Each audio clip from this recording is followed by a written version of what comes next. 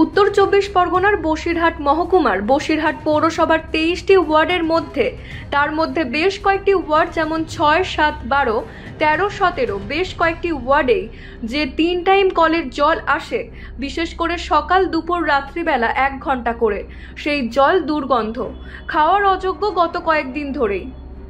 পানীয় জল নিয়ে সমস্যায় পড়েছেন এইসব ওয়ার্ডের বিভিন্ন নাগরিকরা। বসিরহাট পৌরসভার চেয়ারম্যান অদিতি মিত্র রায় চৌধুরী বলেন, দীর্ঘ ৫০ বছর আগের এই পাইপলাইন, এগুলিকে নতুন রূপে করা হচ্ছে, যার জন্য পুরনো পাইপ ফাটল ধরে নোংরা জল ঢুকে পড়ছে। এছাড়াও ৩ টাইম জল তুলছেন নাগরিকরা, পাশাপাশি জল বন্ধ করে দিলে অতিরিক্ত পাম্প চালিয়ে জল তুলতে গেলে সমস্যায় পড়তে হচ্ছে, সেখানে দুর্গন্ধজনিত জল ঢুকে পড়ছে, যার কারণে আরও সমস্যা হচ্ছে। পুরনো পাইপ সরিয়ে নতুন পাইপ লাইন জোড়া হচ্ছে, এর জন্যই কিছু সমস্যা হচ্ছে। দ্রুত এই সমস্যার সমাধান মিটে যাবে। কিন্তু পৌরসভার হাজার হাজার নাগরিক বলেন, পানীয় জল থেকে দুর্গন্ধ আসায় রীতিমতো সমস্যায় পড়েছে।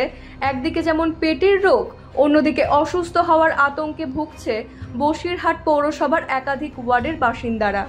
না, জলের সমস্যা তো হচ্ছে, কারণ দেখুন আমাদের বসিরহাটে যে পাইপটা রয়েছে সেটা আমি যতদূর শুনেছি ৫০ বছরের উপরে পাইপটার বয়স হয়েছে, যার ফলে পাইপটা মেনটেন করা যাচ্ছে না।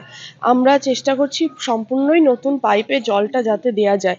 এবং টিমনি থেকে আমরা নতুন পাইপটা বসিয়েছি ও কানেকশনটা চলছে, যে দীর্ঘদিন ধরে গন্ধ জলটা যাচ্ছে। আশা করছি যে আজকের পরের থেকে আর সেটা যাবে না, কারণ আজকেই কাজটা শেষ হয়ে যাবে। আর পাইপে জল আমরা ৩ বার তুলি, সকালবেলা, দুপুরবেলা আর বিকেলবেলা।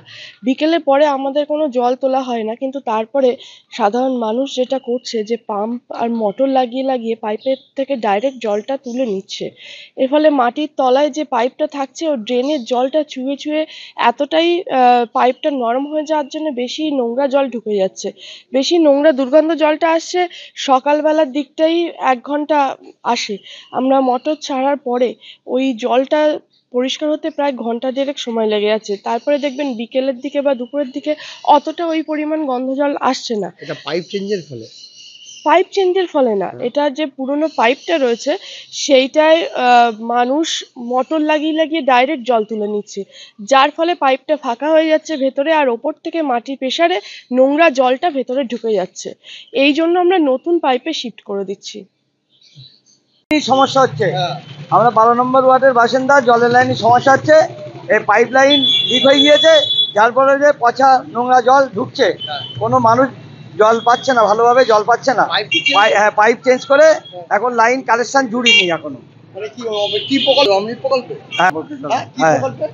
এই টাইমের জল দেবে, টাইমের জল দেবে, পাইপটাকে চেঞ্জ করছে, জল এখনো লাইন জুড়িনি, মানুষ এখন জল পাচ্ছে না।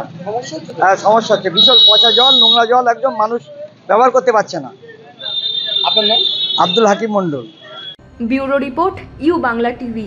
ইউ বাংলা টিভি, হৃদয় ছুঁয়ে যায়।